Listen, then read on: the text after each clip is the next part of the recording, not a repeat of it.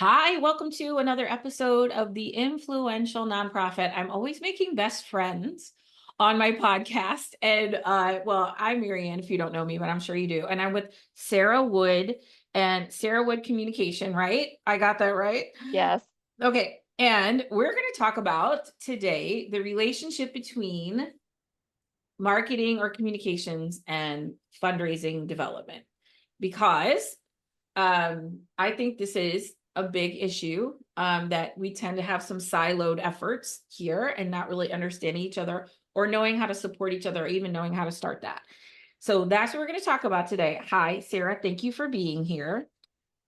Thank you. I'm so excited to be here today and talk to you and your podcast audience. I know, right? And I was just noticing your beautiful background. If you're listening to this, not viewing this, she's got a cute little rainbow over her shoulder. That is your son made that, and it's so adorable.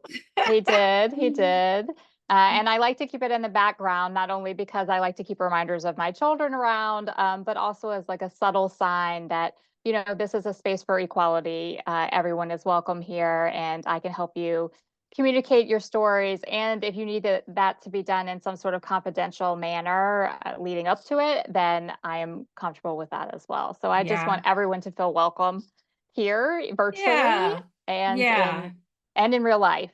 It's you are accepted for who you truly are. That is the Exactly. first step to a relationship. My friend Joey Goon, who he has a company called Utopia. He's an event producer, but he said when you walk into an event, you should be able to answer yes to these two questions. Is it safe?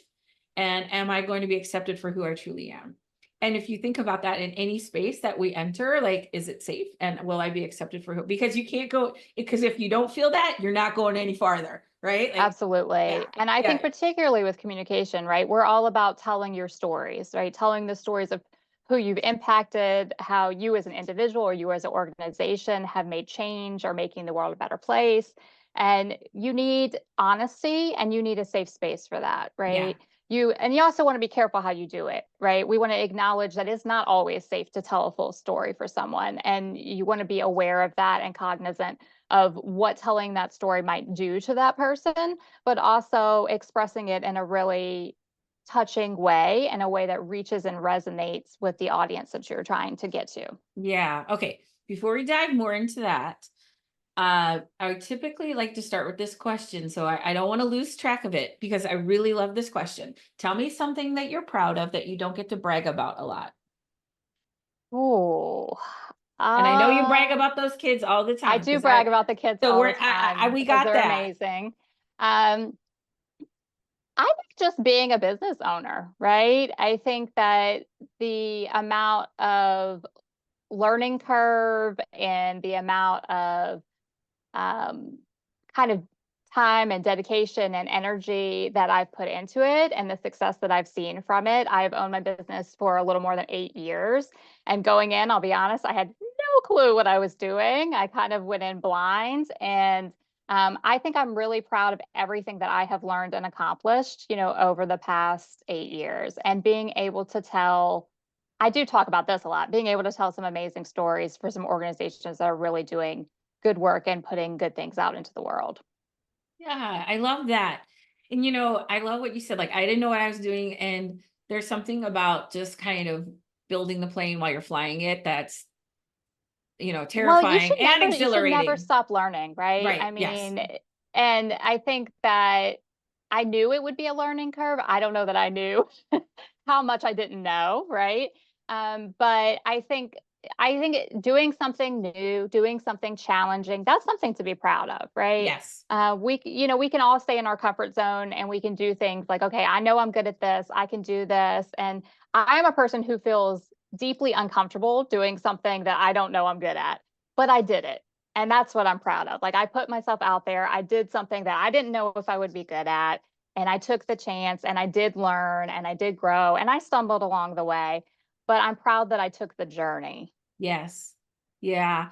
My friend Sonia Sala, she works with, she's a board coach, and she says, you have to give yourself permission to be bad, to be good, and to be good, to be great. And I think that, yeah, like giving yourself, like, I may not be very good at this, but that's going to be okay. I'm going to eventually get to where I'm good at it, and then I'm going to be great at it.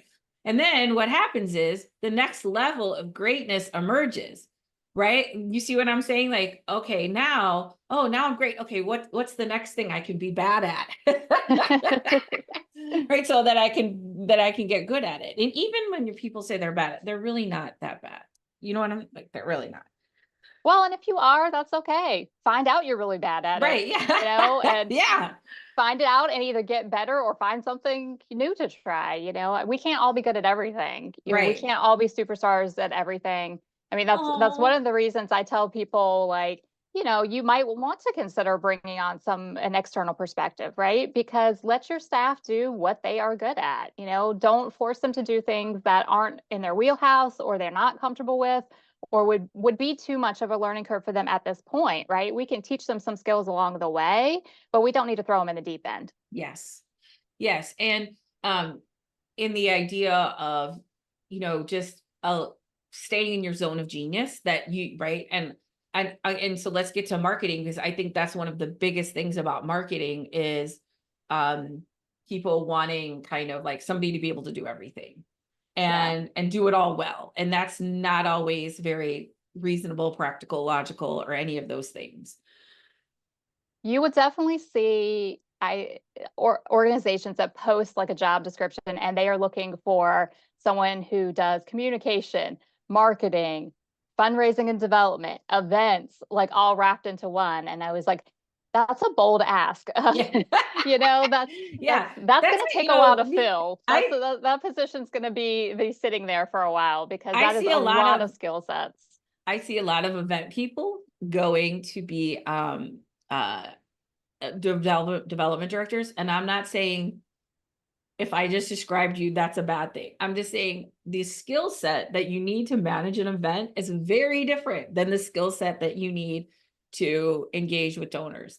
And I just see that kind of like, well, wait, what about running an event makes you qualified for relationship building? Now, there could be a lot of crossover, but I'm not, you know what I'm saying? But it's just sort of like, oh, the natural thing. Oh, we're just going to promote the event person because they're raising money. And then the event person's like, I don't know how to, that's because that's what people come to me for. Like, I don't know how to connect with people. I don't know how to build a relationship. I don't want to be a bother. Like, yeah, I can teach you how to navigate all of that. But like, because they just thought they could do that. you know? Yeah, and there are many fields with a lot of crossover, right? I Yeah. describe it as I say like, okay, communication and development teams, they're like this. And if you're on audio only, I'm crossing my fingers. Because you have to work so closely, they're intertwined in a lot of things. There are some things that could technically kind of fall in either camp. And I think as you talked about it, the important thing when they're working together is that they are close, right? They don't stay siloed. They're close. There's communication between them. They're not reinventing the wheel. Everyone is on board with what the overall messaging, tone, voice that the organization wants to put out is. That is really vital to, I think, a successful relationship between the two departments. If they are two departments, sometimes they're the same department, and also to presenting that face to the external audiences. Right. That's not confusing, right? So It's clear. yes. Okay. Agreed. And one of the reasons that I really wanted to dive into this with you was because, we both have experiences helping organizations with this. But what do you feel like is contributing to sort of like this siloed experience that some folks are having? I think sometimes there's a lack of recognition that we all do need to be on the same message, right? There are different strategies and techniques that one would use in a broader communication sense and in a fundraising and development specific sense, right? As a communication professional, I'm not going to come in and tell you what your fundraising strategy should be. That's separate from what I do, right? What I want to be involved with and where we should be connecting is what are the stories we want to tell? What is the messaging? What is the language? What is going to resonate best with our audiences? Not only like our current donors, but our prospective donors the people we have yet to reach who might be kind of get into the potential donor pathway. What can we do to make sure that we are not reinventing the wheel? We're repurposing our content. We're putting on a united front. That's what I think is, there's not necessarily that recognition that that needs to happen. And Mhm. sometimes that is because there are very different goals set. Fundraising development is going to have specific dollar amounts that they need to hit, right? Or specific a number of donors, a campaign that needs a certain level of success. Those aren't necessarily the same metrics that you would use to measure success on a communication standpoint, right? Because communication is a little bit more of a long game. It's laying the foundational relationship, making people feel more connected so that they are more likely to respond to a fundraising appeal or a Right. marketing appeal. Yeah. One of the things that when I've worked with organizations that helped a lot was to understand how they each play a role in a system, right? And so I talk about them all the time. My sisters of St. Joseph of Carondelet. My job was to help to connect the mission advancement with the communications. And communications was communicating, right? We're communicating. Right. Mission event, they're going raising money. Okay, so I just remember I had a whole different program set up for them one day, and I started this, and I could just feel the room like leaving me, and I just, you know what? Let me. I'm very intuitive, and I think this is what you need. And I showed them awareness, aware, interest, connect, act, and I'm like, each of you play a role in moving people in. And Right. that's what I say. If I would ask you what system do you have or what structure do you have to enroll people in your organization, they don't often have an answer for that. And so for me, like, and then like, oh, right. They see how because like, where do you think them new donors are coming from? You know, Exactly. I tell where people all the time, I was like, look, one of the lowest barriers to involvement is receiving some form of communication, right? Whether yeah, that's you visit the website, you sign up for an email, you follow them on social media, maybe you read a blog or you listen to a podcast.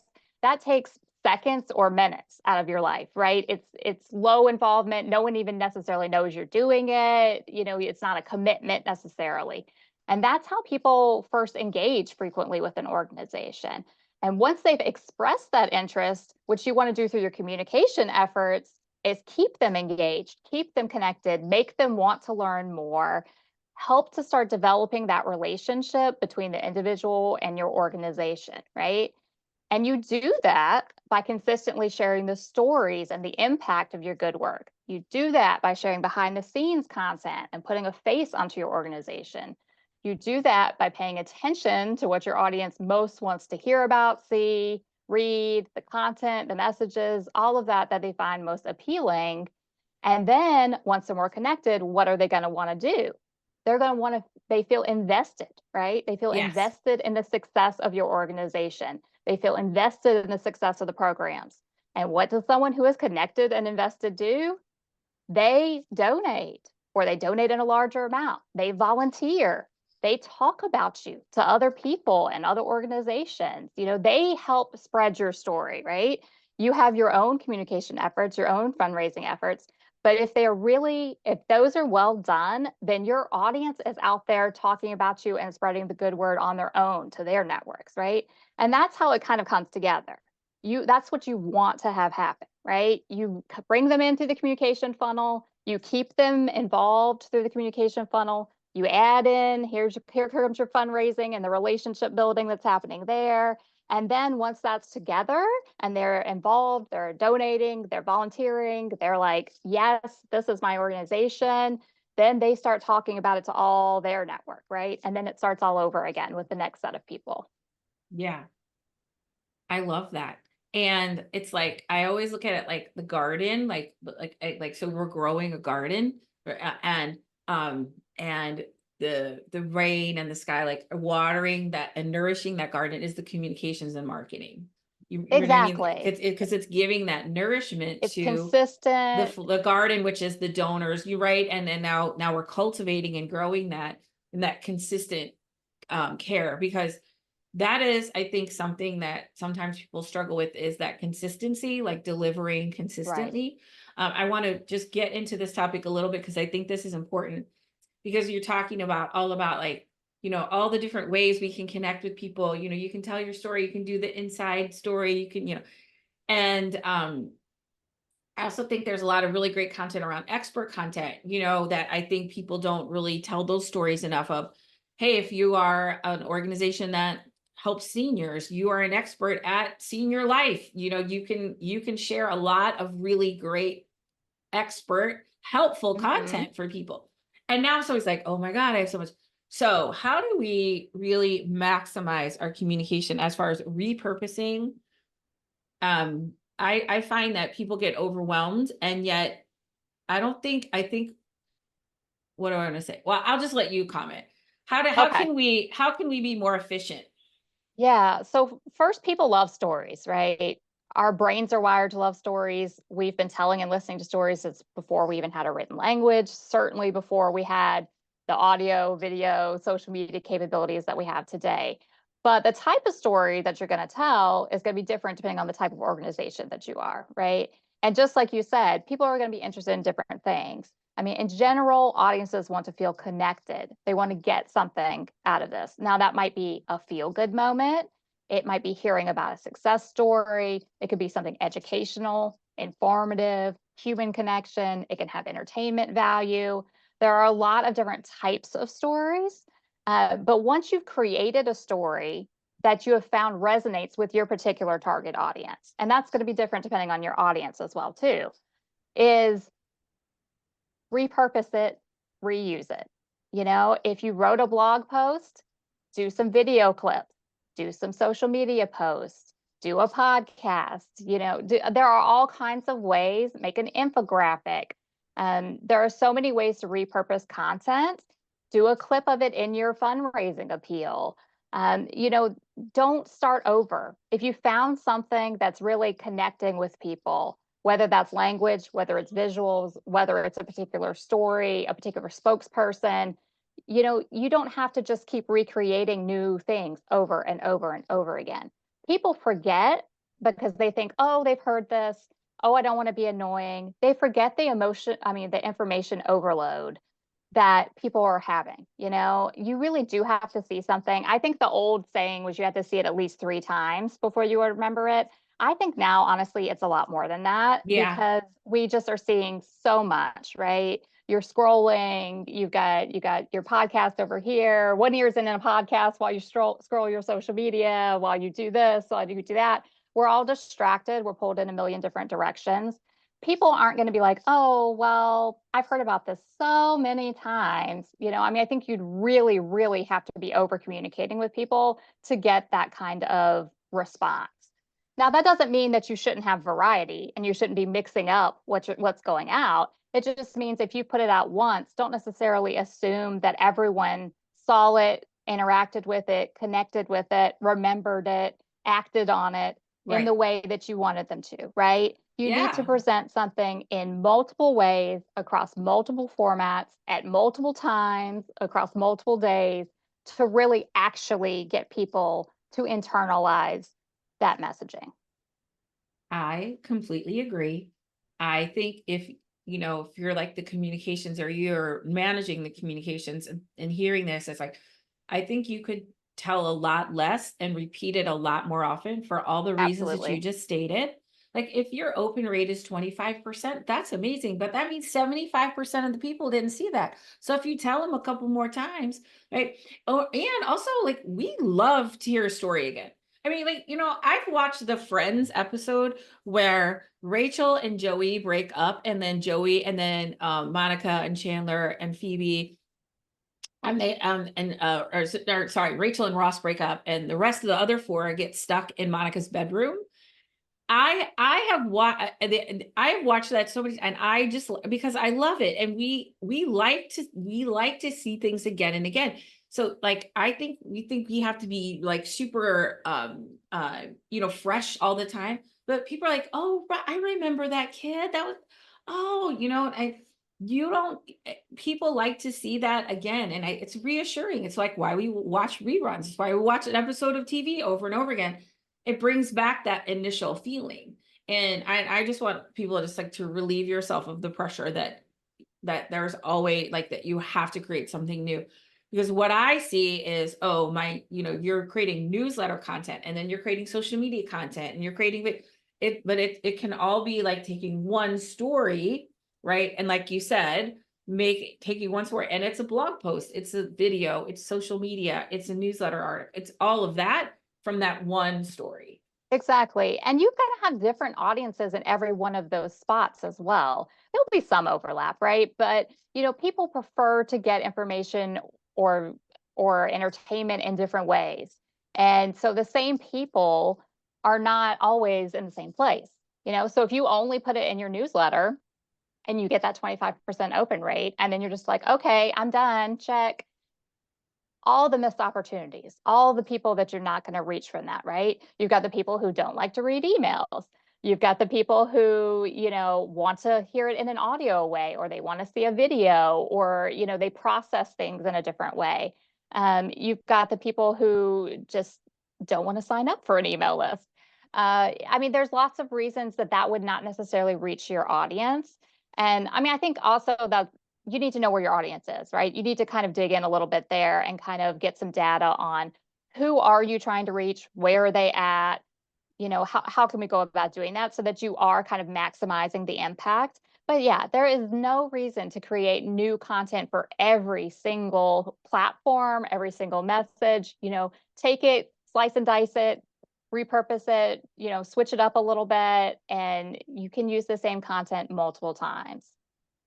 And repeat, you can take that story and do an update, Exactly. right? Or do like if you got a big story, break it up into a couple of different parts instead of telling it all at once. There's lots and lots of ways to extend content.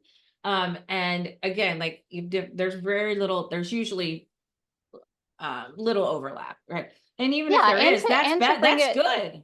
to bring it back to kind of the initial thing, which was how do communication and fundraising work together.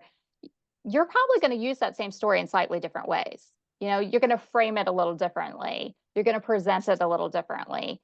So it's the same story, it's the same content, but you're going to just put a slightly different slant on it, and it's going to be useful in multiple ways. Yeah. I thank you for saying it, because I want to bring it back to that, because you made me think of like a very good example of how when communications and development are siloed, right? What can happen? So let's say I'm sending out, like, communications is sending out a fundraising appeal, right? And somebody hits reply, or and says, oh, thank you for this, or tells a little story or something. And then the communications like, oh, that was a great little story. But from a development person, they're like, that person just hit reply and shared a little something. I would love to connect with that person, because I'm interested. This, right? And so those kind of things may get lost. Do you see what I'm saying? Like, Right. then and if that the development is not seeing how people are responding to the communications, or picking up on the leads that the communications is generating. Because what is the purpose of the communication, right? Why are we even doing this? It's not for likes and follows. It's to either raise money, right, or generate volunteers, or like there's something Right. strategic that we want from this communication, rather than just, oh, we have to put all of this stuff out every week, that's our job. And so why I'm leading into that is because I think when that happens, people understand the value of communication, because it's tied to something that the organization needs. Right. And that's the next thing I want to hear from you, is because I guess I just gave that answer. I want to hear about from you, like, why do we not always want to invest in communication? Because I've been in marketing and nonprofit since 1992, right? And this, like, oh, what do we need marketing for? Like, or they think anybody can do it. That's the other Yeah, one. I But think you're right. I think there's sometimes a lack of being able to trace the path back all the way to communication. I think organizations can sometimes be reluctant to devote money and staff resources to communication and public relations efforts because they don't always see the direct link. Because oftentimes other departments are involved along the way. And I think can especially be true if there's a lack of unrestricted funding that organizations are dealing with. Thankfully, we're seeing, a trend kind of away from that, where large funders and foundations and all of that are recognizing more that overhead is really important for a functional organization. But what I try to educate organizations on is how a communication strategy that is consistent and is designed to reach and resonate with your target audiences results in that positive impact in the long term, right? You're going to see increased donations, sales, volunteers, program participants, whatever it is that you're looking for, if they feel invested, if they feel connected, and if they feel like they have a relationship. And communication is how you kind of do all of that, right? No one's going to give you money if they've never spoken to you and you just pop out of nowhere and are like, hey, please donate to me today. You've never heard of me. You have no idea what my organization does. You have to tell them what impact you're having. You have to prove yourself, right? Mhm. And you do that through your communication efforts. And the reason I love working with purpose-driven organizations is that there are always great stories to tell, right? They are out there making an impact. They're helping people, the environment, they're enacting change, they're really making the world a better place. But if you can't talk about it, if you can't tell those stories, you're going to hit a plateau, right? Where Yeah. you're not going to be able to bring in the donations or the volunteers or the positive attention that you need to survive, to grow, to thrive. And you need to consistently be reaching out to your targeted audiences in order to tell them that, to show them that in multiple ways across multiple formats. You have to remind them, I exist. This is the impact I'm having. Personalize and humanize it, put a face on it. So when you invest in communication and you invest in telling these stories, you really will see the long-term result on that investment, but it can be a little harder to track, right, than a specific marketing campaign or specific fundraising campaign, which is like a 24-hour fundraising campaign. You're going to see immediately with that, okay, this is the amount of money that we raised in 24 Yes. hours, and it's not as easy of a connection with communication. Yeah. Um, Um, I heard this phrase, you sometimes you polish over here to shine over here. So sometimes you put a message out and it comes back to you, but maybe not always in the way that you intended. Or what you're saying is like there's a cumulative effect of this messaging. You can't really tie it to one thing, yet you right. know that it's working and it's there. And Um, ideally, you do have some measurements, right? You are getting some metrics and analytics related to your communication efforts, and you try to track as much as possible. This is somewhat based off, what kind of database and back-end system you have and how much tracking you can do. So ideally, you can kind of track some of this, right? So you can directly link some of it back and follow kind of the steps that someone is taking. But that's not always possible, particularly with a smaller nonprofit who may not have kind of the data and analytics budget to kind of put that forward.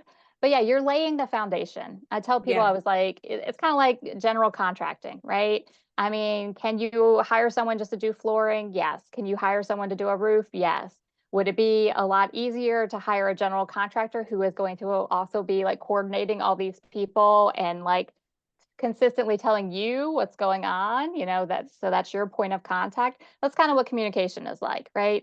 It's the way you get in the door, and then we keep telling you like what all the other departments are doing. We keep you up to date on what is happening, so make sure you don't miss any deadlines, all of those kind of things. Yeah. So speaking of, bringing people on, one of the big trends that's, in our industry right now is the idea of hiring fractional help, which I think is a genius idea. And I'm really glad because it solves a lot of problems for everyone involved. Um, how do you see how do you see fractional marketing or communications as being helpful to an organization? And in case you missed my podcast with Cindy Wagman, we talk about development. And in case you haven't listened to that yet, why don't you tell them what fractional is first? Absolutely. So fractional communication support is when you bring on a senior level communication consultant on a temporary or longer term basis to help you fill a gap and address your communication needs. And that might be because of an increased need due to a staff change, receiving a new grant, contract, major donation. You could be launching a new program. It could also be because you feel like it's time for a communication revamp or to implement a new communication strategy.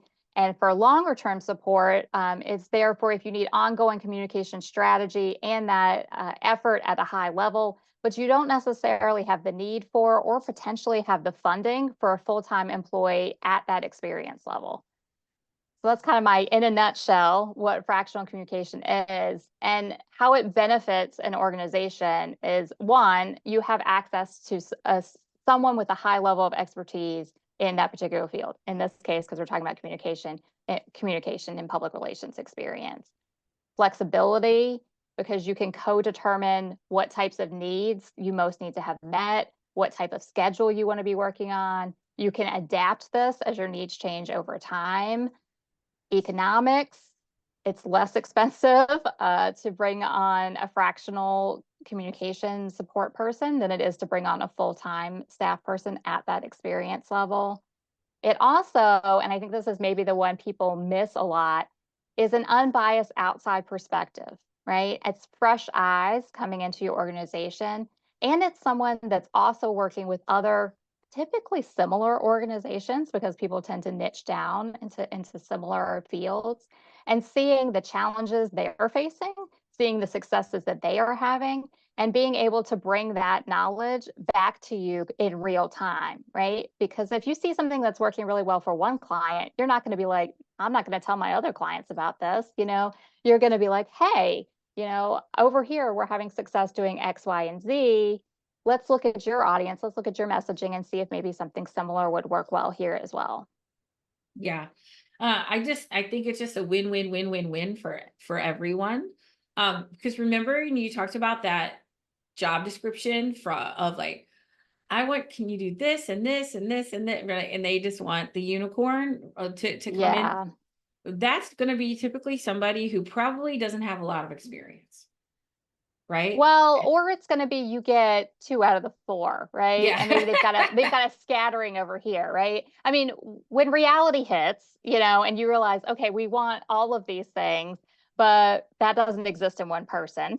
And so you can hire that person who hits, most of the criteria, and then you can bring someone on to kind of fill that gap, right? Right. Yes. And I think that's helpful. I mean, obviously, I offer fractional communication support, so I see the value in it. And I see the positive impact that it can have on organizations. But I would never tell an organization not to hire a full-time staff member focused on communication. I tell organizations, look at what you need, look at what resources you have available, and compare that. And once you compare that and see how that fits together, you're going to have a better idea of what path might be best for your organization moving forward. Maybe Yeah. it is an in-house full-time executive level role. You've got the money for it and you find someone that's a great fit. Fabulous, go for it. Maybe it's someone that fills the gap while you're trying to find that person, right? Maybe you need some transitional fractional support because it takes longer than you're expecting to find your unicorn and to onboard them and to do all of that. Right. Right. Maybe it's a fractional senior level and a more junior level person who's your in-house staff. Maybe it's only a fractional person, depending on how small your organization is. I mean, there's a lot of different configurations that you can use based off what your budget is, based off what you need, based off who you're trying to communicate with and kind of what platforms you're using to do that. I think it's flexibility, right? You Yes. can really kind of shape it the way that you want instead of being like, okay, here's the cookie cutter approach. We have to hire a full-time staff person if we want to make this happen. Yes. I think there's a lot more ability nowadays, and it's easier to find and kind of connect with people who are offering these services, right? So you can kind of shape it in whatever way best fits for your organization and really account for the resources as you have available, whether that's Right. finances, whether that's existing staff, technology, whatever it is that you have on hand, you can really think best about like how to shape that and how to utilize that. Right. I love it. Because right, there was old model like, oh, you have to hire somebody full time, and then well, we can't afford it. Oh, okay. So it solves for a lot of the things that I think were keeping people from really building the system that's going to benefit them the most. All right. What other ways, that was my next question. You sort of answered it already. And what other ways, do you work with clients? So how do you typically work with clients? As you said, you do some fractional. What else do Mhm. you do? So I do primarily fractional support, Okay. and that's either longer term or during transitional periods. Like I said, a lot of times it'll be a staff transition, or they'll just have landed a new grant that has new requirements, that type of thing. I also do communication strategy. So come in and do a communication inventory or audit, whichever terminology you prefer, kind of see what you're doing, compare that to your goals, figure out what your communication strategy moving forward will be so that you are consistently communicating with your audiences in a way that's reaching them and that is resonating. And I also do project based, although less so. I do really prefer fractional because I like to kind of get in there, get to know your voice, get to know your story, and really be part of the team in a sense. Yes, I love it. I just think it's such a perfect solution to so many problems. Cindy White calls it the secret option C, right? Is it either full-time and you either get experience or and you have to pay a lot, or you don't pay as much, but you don't get a lot of experience. It takes that person a longer time to ramp up and start being effective. But now you can this is really kind of, you're creating sort of the best of both worlds, where you can get somebody like you who has a lot of experience and then is also doing the work. Because here's the thing, I'm a coach. Okay. I'm a coach and a trainer. I don't do stuff for people. That's like a clear thing for me. Like, I just don't. And that's fine. That was just something I claimed in my business. But a lot of people need people to do stuff for them. So I appreciate Yeah, having and people out there. there are communication consultants out there who are they're going to come in, they're going to do the inventory and the strategy, they're going to hand it to you and they're going to walk away. And I mean, if that's what you need, great. I think that's a valuable service. It's not the way I like to do it because I do like to hang around for the implementation, right? I like being involved in some of the message development and the content creation. I like watching how it's playing out and being kind of able to adapt it in real time. I tell people, look, a strategy is a living document.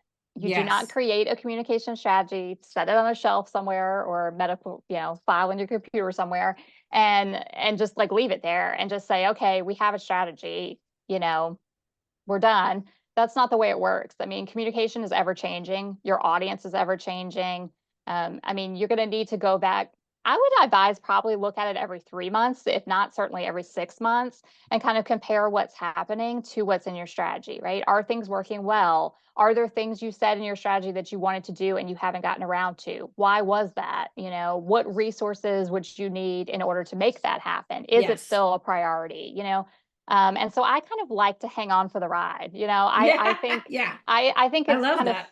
fun to be involved, to kind of watch the organization, adapt and change over time. You kind of I could do the strategy and drop it off and walk away, but then I don't know if that strategy was successful or not, Sure. Yeah. I don't know whether it worked, right? I don't know whether they were Well, able to and implement it. Was it realistic for them? What did it really resonate with their audience? So like I personally prefer to have a longer term yeah, relationship with my absolutely. clients. Well, because the scary part is when you're the implementation, right? The scary part is doing it, right? The plan, like, oh, we can dream all day. Like you put that, yeah, there's oh, wait, now we have to actually do that. So being present. And I didn't mean to say that because I also do what you do, but what I meant, I just want to be clear, like, when I'm not like writing your web content or Right. things like, right? Like, but I'll hold your hand through the whole thing. And and I think that's just, but I also feel like there are some fractional people that they do the day-to-day stuff. There are going to Right. be creating your content. They are going to be doing that. So, and if that's something, again, going back to your point, if that like understanding what your needs are, what you want to accomplish, and then if you need more of the day-to-day help, right? If you need more of the strategy, whatever it is, you can find somebody to support that. And it always doesn't have to be a full-time person. Right. Okay. All right. So this flew by, and I want to just kind of want to wrap things up a little bit. So always my last question. You're Northern Virginia. I'm in St. Louis, and one day I know we will be in a karaoke bar together. And when we are, what is your go-to song? I am a terrible singer. I cannot carry a tune. So in that sense, I don't have a go-to song because I will butcher whatever song is available. But I love some 80s power ballads. Heck yeah, girl. So Yes. a little Bon Jovi maybe. Living on You a know, prayer. yes, Yeah. yes. See, in that sense, everyone will be singing along. No one will hear you. See, if you use those 80s Exactly. power by the whole bar will be singing right with you. You just, no one will hear you. And I know, please, I please drown me out. Please yeah, drown me I'm out. Turn also, up the background vocals, yes. turn them up really loud in the back. Because people are like, oh, I don't sing. I'm like, oh, that's okay. More mic time for me. I mean, I didn't say I didn't do it. I just said that it's done badly. Yeah, right, And right. I have never been asked back up to the stage in a karaoke bar. Let's put it that way. And not backed by popular demand. Sarah, yeah, I bet it's, I like there's something just to be said for the performance instead of the vocal ability. You just gotta lean in and just let it go. But that is Exactly. kind of what I love about karaoke, because it is about what I coach people on a lot of times, is releasing the outcome, like the permission to be bad, right? Just to have fun. Like it doesn't have to be good, it doesn't have to be perfect. It can just be Exactly. like just play with it. And there's so many lessons to be learned. I should be a karaoke coach as well. All right. Well, Sarah, it was so great. How can people get a hold of you if they want to connect with you more? You can reach out through my website. That's www.sarahwoodcommunication.com. You can find me on LinkedIn. You can shoot me an email at swood@sarahwoodcommunication.com, and I will be happy to connect with you and chat And further. for sure. And we'll put all those in the show notes so you guys can have those links. Are you on LinkedIn that's kind of your main place? Can people find you? Yeah. It is, Yeah. yeah. Yeah, me too. Because I'm mostly working with organizations. I do have a program for individuals, which is called my Glow Up Thought Leadership Program. But I mostly work with organizations, and so even the individuals that are looking for me find me on LinkedIn. Yeah. And so Perfect. that's the best place. Awesome. Sarah, thank you so much for sharing your wisdom with the group today. I know I have a better understanding of, how we can all work together to meet those goals. And we'll see everybody next time on the Influential Nonprofit. And if you want to connect more with me, that link is also in the show notes. You can go to courageouscommunication.com/connect. And I am happy to talk with you about up-leveling your influence to get people to do what you want without feeling weird about it. That's what I do. All right, Sarah, thank you so much. Great. Thank you for having me.